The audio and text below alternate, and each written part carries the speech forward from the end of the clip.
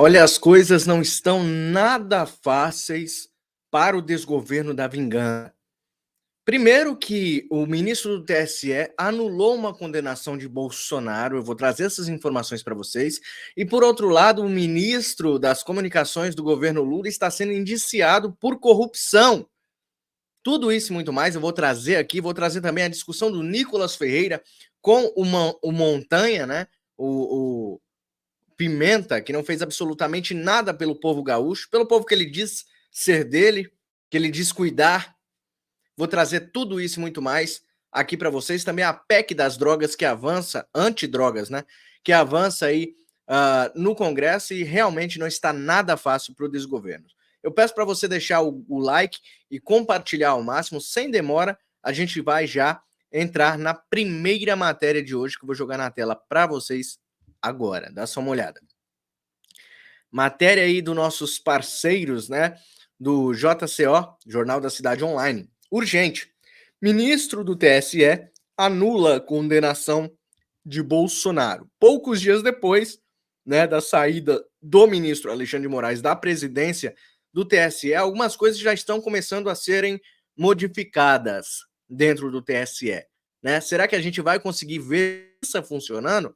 Quem sabe lá na frente o Bolsonaro possa até voltar a ser elegível e concorrer às eleições de 2026. Por que não? Deus, eu acredito que Jesus está no nosso barco.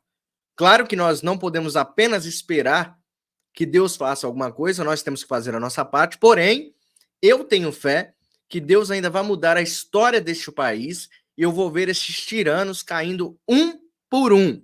Eu acho que você concorda comigo.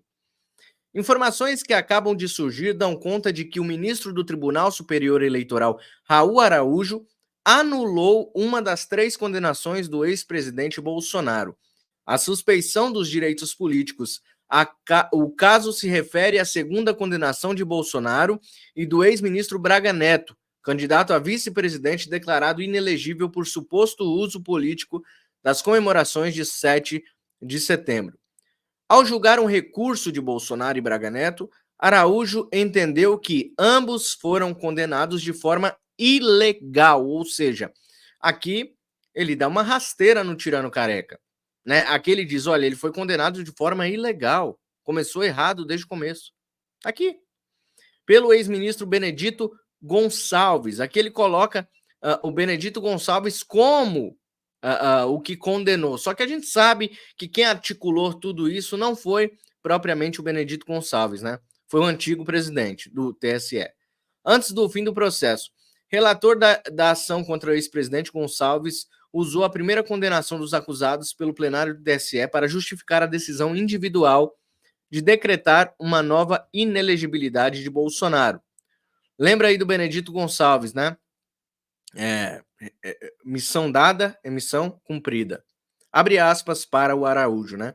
Tampouco se afigura correta a solução adotada na decisão agravada de promover o julgamento antecipado do mérito em relação a apenas 2 dos investigados, tomando por base os fatos já esclarecidos nas ações conexas, sob pena de afronta à ampla defesa e ao contraditório, já que a instituição da presente ação envolve mais testemunhas, mais documentos e mais investigados, sem que se tenha dado oportunidade de produção probatória pelos investigados, Jair Bolsonaro e Braga Neto, decidiu Araújo em 5 de junho.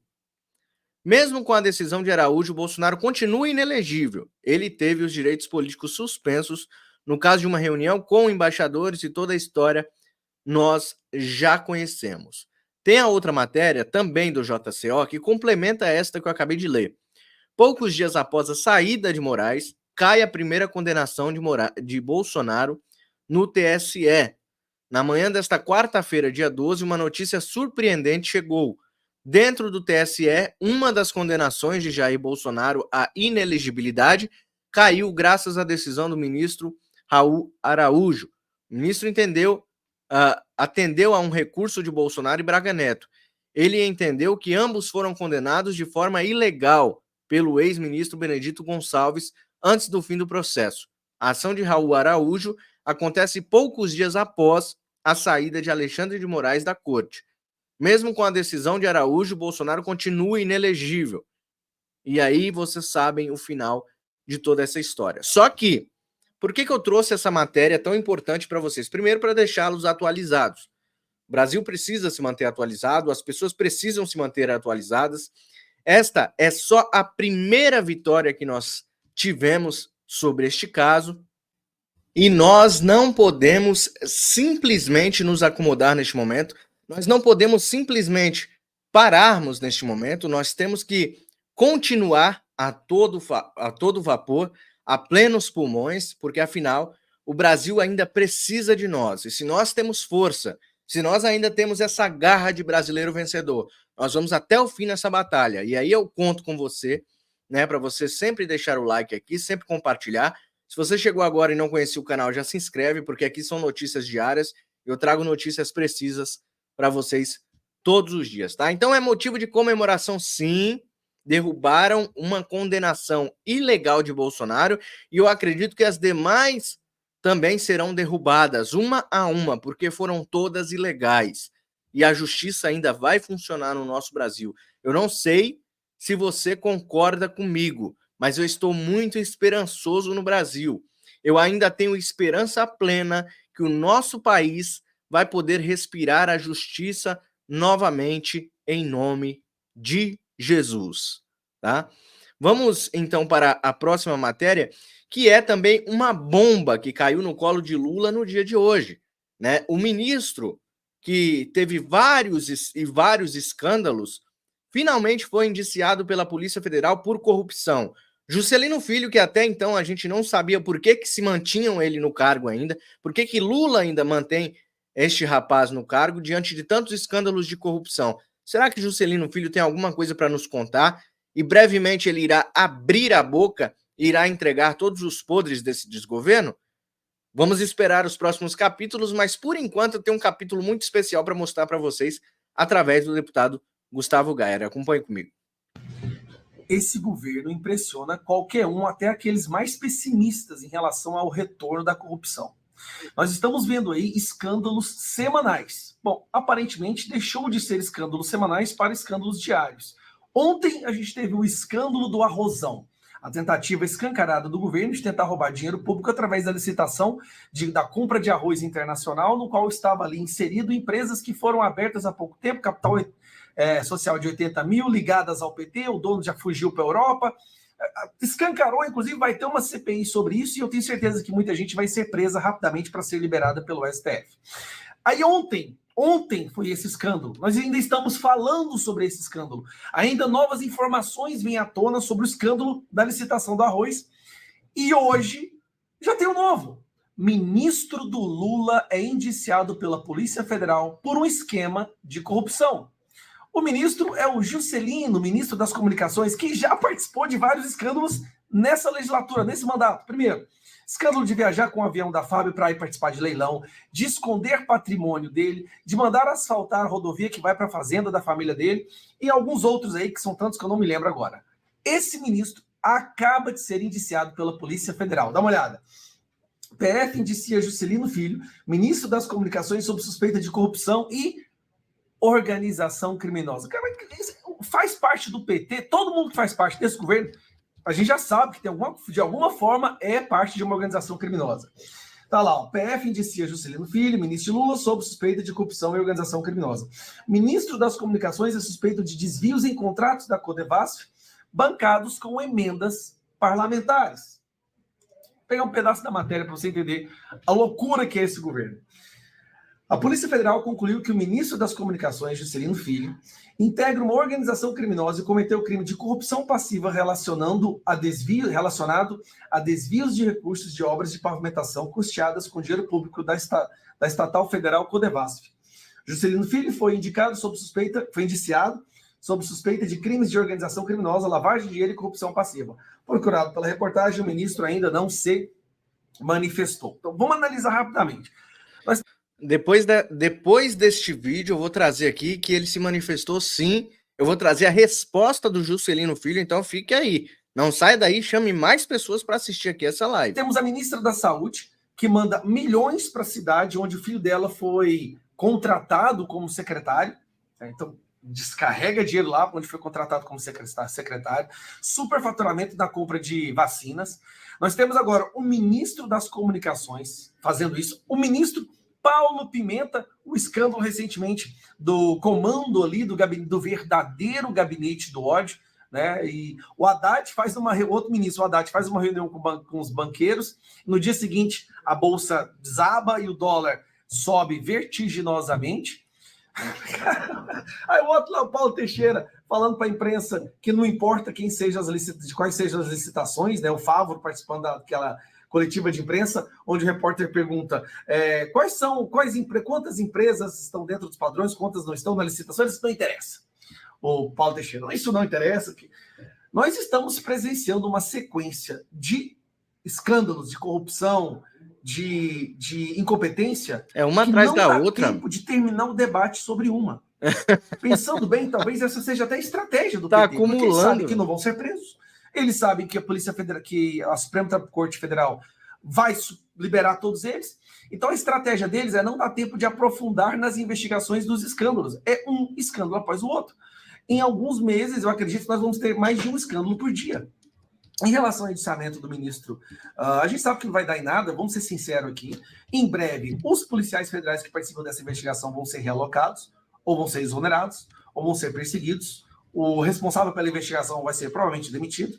E a Suprema Corte vai considerar essa investigação inconstitucional, um ataque à democracia, e todas as pessoas envolvidas serão presas. E é assim que funciona o Brasil. Porque tem que liberar vaga para senhorinhas de 73 anos que estão sendo condenadas a 17 anos de prisão por estarem em frente ao quartel-general no dia 9 de janeiro de 2023. Tem que liberar espaço, né, para senhorinhas, para as tias do Zap, para essas pessoas que representam um grande perigo para a nossa democracia. Porque esse é o Brasil que a gente vive agora.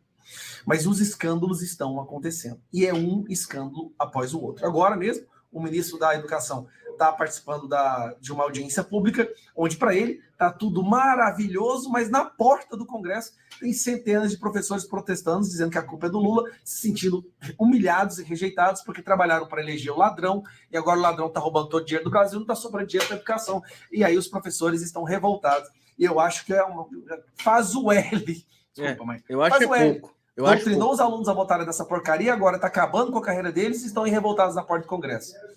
É como o Gustavo Gayer falou agora, né? Como o Gustavo Gayer acabou de falar, não dá nem tempo de discutir um escândalo desse desgoverno, já aparece outro escândalo. Não dá nem tempo de abrir uma CPI para investigar alguma coisa, já tem outro escândalo. Então, este é o PT, este é o retrato do desgoverno Lula, que já aconteceu no passado, inclusive que esses professores fomentaram a volta desse cara à presidência da República. O importante é que tirou o Bozo, né? Assim que eles falam. E agora estão levando uma lapada do Lula.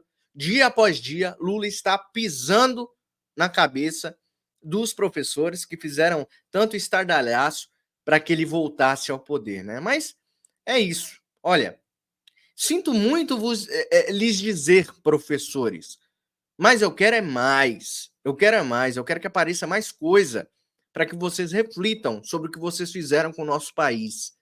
Vocês fizeram campanha e ainda hoje, se a gente falar alguma coisa, vocês dizem que nós somos mentirosos. Então faz o L. Faz o L. Ministro de Lula se manifesta. Então o Juscelino Filho, ele foi indiciado e ele se manifestou. Vamos ver o que ele falou sobre isso. Claro que tem alguma desculpa aí por trás disso tudo, né? Ministro de Lula se manifesta sobre indiciamento por corrupção.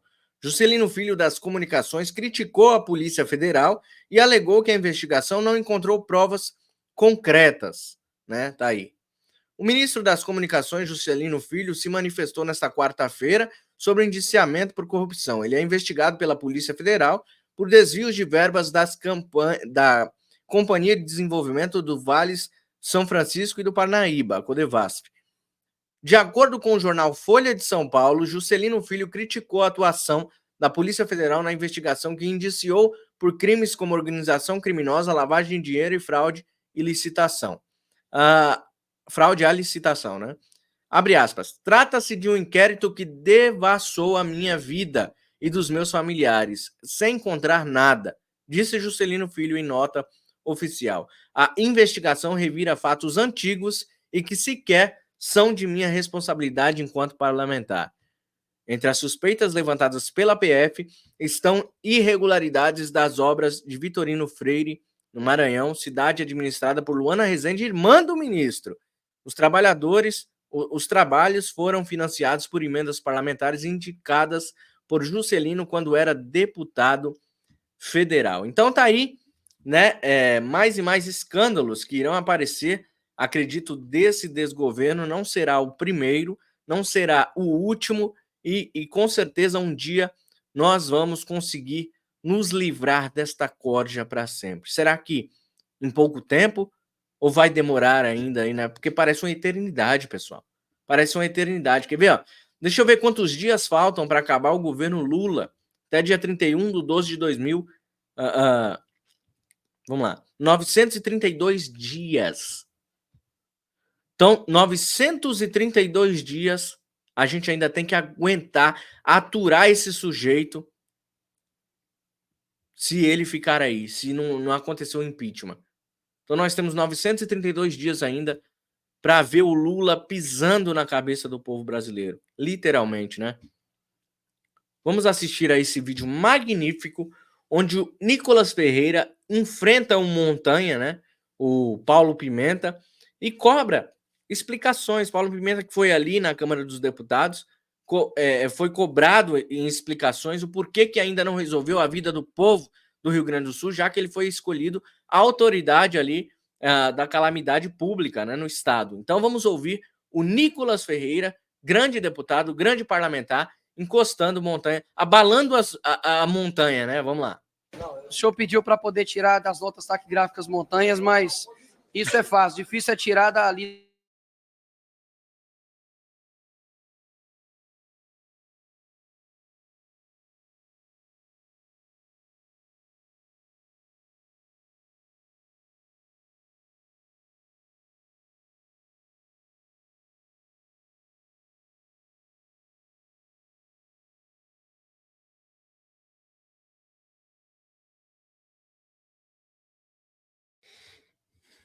Me desculpa, pessoal, deu novamente uma travada aqui, mas a gente já recuperou aqui a transmissão. Vamos lá, ó, o Pix está na tela, tá? Tá em todo o tempo aí. Eu não vou ficar pedindo Pix para vocês, porque isso tem que ser voluntário, tá? Se você puder ajudar o canal a comprar equipamentos novos, tá aí o QR Code na sua tela em cima aí. E também tá embaixo a chave Pix, que é pixdireitanobrasil@gmail.com. Você sentir no coração de ajudar o meu trabalho, se você gosta e puder financiar e monetizar o meu trabalho, faça isso, tá bom? Então tem duas opções aí, ou a chave Pix em QR Code, ou a chave Pix direitanobrasil@gmail.com, tá bom? Vamos continuar ouvindo o Nicolas. E a tua sinalização de virtude, né? Tira o seu óculos quase de forma melodramática para poder sinalizar uma virtude que o senhor não tem. Nossa. É porque é o único instrumento de arma que o senhor tem aqui hoje. Afinal de contas, se for de fato fazer a discussão honesta, o senhor não tem argumentos. Afinal de contas, o senhor parece ser extremamente seletivo quanto a... O senhor diz que quer combater censura e não fake news. Ora, os teus influenciadores de esquerda disseram que Madonna enviou milhões para o Rio Grande do Sul. O que o senhor vai fazer a respeito? A nada, claro, né? Porque é de esquerda. O que o senhor gosta de fazer é ir atrás, por exemplo, do Eduardo Bolsonaro, que nada mais diz do que uma manchete da Folha de São Paulo. Após 4 dias de chuvas, governo Lula autoriza envio da Força Nacional para o Rio Grande do Sul. Inclusive, não foi somente ele, né? Foi diversas pessoas, que inclusive pessoas que eu acredito que está ajudando mais do que o senhor, porque, afinal de contas, a tua raiva com a internet é porque ela mostra verdades que o senhor quer esconder. Exatamente. E eu digo aqui algumas delas. Primeiro, você tem aqui nessa manchete, que foi 4 dias depois, o Estado enviou 25 caminhonetes, 2 ônibus, 1 caminhão e 3 botes. Enquanto outras pessoas, sem entrar aqui em nenhum mérito ideológico, desde o Whindersson Nunes até Pablo Marçal, desde Nego Di até Luciano Hang, o senhor foi atrás, por exemplo, do Thiago Asmar, que disse que Luciano Hang ajuda mais que o Rio Grande do Sul que o governo federal. Ora, isso não passa de mera opinião. Assim como tem diversas opiniões. E o senhor trata isso como se fosse um crime de fake news. Inclusive, fake news que o senhor comete nas redes sociais. dizendo que não houve facada, chama a facada do Bolsonaro de fakeada. Ou seja, o senhor não tem moral para poder dizer a respeito disso. E aí, o senhor se indigna mais em um áudio que vazado, dizendo que temos que fazer guerra contra quem comete fake news. Mas o senhor não indigna tanto quando sai um escândalo com relação à licitação de arroz.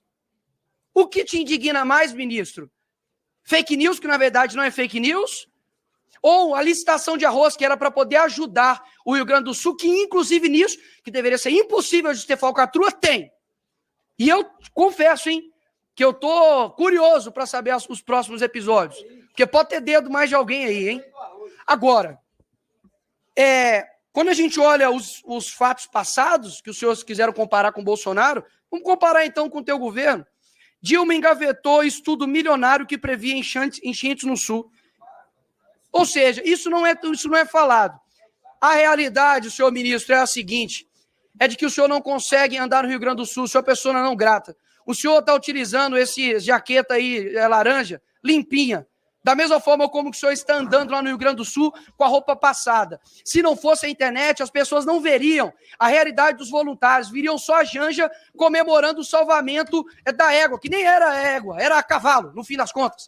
Era isso que o senhor deveria combater, mas não. O senhor está preocupado em combater os opositores de direita. E não venha reclamar aqui, dizer, nossa, estou envergonhado com os deputados que estão me questionando. Ora, espera aí. O tema da tua vinda aqui é apuração do uso da PF contra opositores ao governo na tragédia do Rio Grande do Sul. Se o senhor quer ter uma audiência melhor, faça então e não cometa o que o senhor está cometendo, que a audiência vai ser bem tranquila. A diferença da minha democracia para a tua democracia é que na minha democracia o senhor pode, inclusive, falar mentiras. Como o senhor disse aqui anteriormente, que o senhor não foi investigado pelo Lava Jato. Mentira. O senhor foi investigado ao lado também do deputado Darcísio Perondini por suspeita de recebimento de doações eleitorais via Caixa 2. A minha democracia permite o senhor falar mentira. A tua democracia faz com que as minhas verdades não sejam ditas. Agora eu passo a palavra para os demais deputados. Obrigado.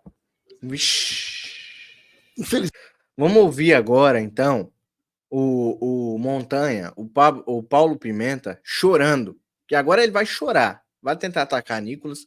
Mas o Nicolas deu um banho, né, no Montanha. Vamos lá. Simplesmente mais 3 manifestações sem que tenham dito absolutamente nada sobre o que nós estamos vivendo no Rio Grande do Sul. Nenhuma preocupação com a situação do nosso Estado, nenhuma situação que envolva as vidas que foram perdidas, nenhuma fala sobre a necessidade da manutenção dos empregos, nenhuma ideia de como a gente pode mobilizar a sociedade gaúcha para retomar a atividade econômica, geração de empregos, olhar para o futuro. Eu lamento, presidente. Lamento profundamente. Vai chorar. Porque nós estamos vivendo um momento muito importante no nosso Estado. Olha só como ele é um momento de união, de reconstrução. De uma forma geral, independente das questões políticas partidárias, um clima de harmonia e de parceria que tem orgulhado a todos nós. Como é preocupado, tadinho. Nesses 30 dias conseguimos dar muitas respostas, investimentos para poder ajudar a vida das pessoas que mais precisam. O presidente Lula já esteve 4 vezes no nosso estado, mostrando absoluto compromisso, solidariedade, afeto, empatia. E eu tenho muito orgulho, presidente. Ministro, o senhor não vai responder de ter sido designado Ele não vai responder. pelo presidente Lula para cumprir essa tarefa. E vou trabalhar, presidente, todos os dias para poder estar à altura dessa tarefa e dessa responsabilidade que me foi confiada. Eu sei que não é uma tarefa fácil. Eu sei que não é uma tarefa simples. Nosso estado vive hoje a maior crise climática, meteorológica, econômica da sua história. E nós vamos ter que ter uma enorme capacidade de enfrentar todos os desafios. Evidente que nós temos a noção dessa responsabilidade, dessa complexidade. E eu tenho certeza que a gente pode contar com esse parlamento, que tem dado inúmeras demonstrações nesse sentido. Por isso eu agradeço muito, presidente, o convite. Foi muito importante para a gente poder divulgar as coisas que o governo está fazendo, mostrar para o povo brasileiro a verdade. O bicho ensaboou e saiu fora, né? Vocês veem, vou até tirar. Ensaboou e saiu fora. Não responde a absolutamente nada que foi indagado, foi perguntado pelo parlamentar Nicolas Ferreira. É realmente um covarde, né? A esquerda é covarde. Os vermes que votam no Lula é covarde. Mas aqui tem para vocês, ó. Vermes que votaram no Lula, tem bastante comida aqui, ó. Eu guardo comida no estúdio aqui para vocês. Quando vocês aparecem aí na live, vocês podem comer um pouquinho de capim, tá? Tá? Quando vocês estiverem nervosos, Titio tá aqui para dar capim para vocês. E não adianta tentar atrapalhar. Não adianta tentar atrapalhar a live. Não adianta. Tem capim aqui. Vou dar capinzinho para vocês se acalmarem. Não adianta atrapalhar a live, tá bom? Toma um pouquinho de capim para vocês, toma. Para vocês comerem, ficarem mansinhos. Isso, muito bem. Deixa o Titio continuar a live aqui, tá bom? Jumentinhos que apertaram 13 com força. Vamos continuar então, pessoal? Pessoal que realmente quer um Brasil melhor? PEC antidrogas avança na Câmara em reação ao Supremo. Texto criminaliza qualquer tipo de posse ou porte de entorpecentes. Por 47 votos a favor e 17 contrários, a Comissão de Constituição e Justiça da Câmara dos Deputados aprovou, nesta quarta-feira, dia 12, a constitucionalidade da proposta de emenda à Constituição, a PEC 45 de 2023, que criminaliza qualquer tipo de posse ou porte de produtos ilícitos ou drogas, conhecidas como PEC antidrogas. De autoria do presidente do Senado, Rodrigo Pacheco, o texto antidrogas é relatado pelo deputado federal Ricardo Salles, que deu parecer favorável ao relatório do Senado. Agora será criada uma comissão especial para analisar a PEC e, se aprovada, seguirá ao plenário da Casa. A expectativa de Salles é que o texto seja aprovado pela Câmara até o fim deste mês. Vocês estão vendo? Notícias boas que apareceram no dia de hoje. E tomara a Deus que essas notícias não fiquem apenas aqui, que corra o Brasil todo, e eu conto agora com a sua ajuda, com a sua mão, com a sua ajuda de verdade, deixando o like e compartilhando em todos os grupos que vocês fazem parte, grupos de política que vocês fazem parte. Joga esse vídeo lá para que alcance o máximo de pessoas. Joga essa live para que as pessoas voltem a ter esperança no nosso país, que a gente possa ter um país cada vez melhor. Cada vez melhor, tá? Outra notícia que eu tenho que jogar na tela para vocês, que é muito importante, é essa aqui, ó. Leilão de arroz. Comissão da Câmara convida ministros para explicar suspeita de fraude. Então, o cerco está se fechando cada vez mais. O desgoverno não está conseguindo fazer tudo o que queria fazer livremente. Por acordo, convocações de Fernando Haddad, Carlos Fávaro e Paulo Teixeira foram convertidas em convites. O governo anulou o leilão na terça-feira, agora dia 11, tá? E aí eu trouxe esse giro de notícias e trago mais informações nas próximas lives do canal. Fique ligadinho aqui, se inscreva, ative o sino, deixa o like, compartilha. E se você puder ajudar o canal a comprar equipamentos novos para parar esses travamentos, tá aí, ó. Ajude no Pix aqui, tá em todo o tempo no vídeo, na live e aqui, pixdireitanobrasil@gmail.com é a chave Pix se você preferir. Até o próximo programa. Deus te abençoe, Deus abençoe a sua família e a nossa nação. Tchau, tchau.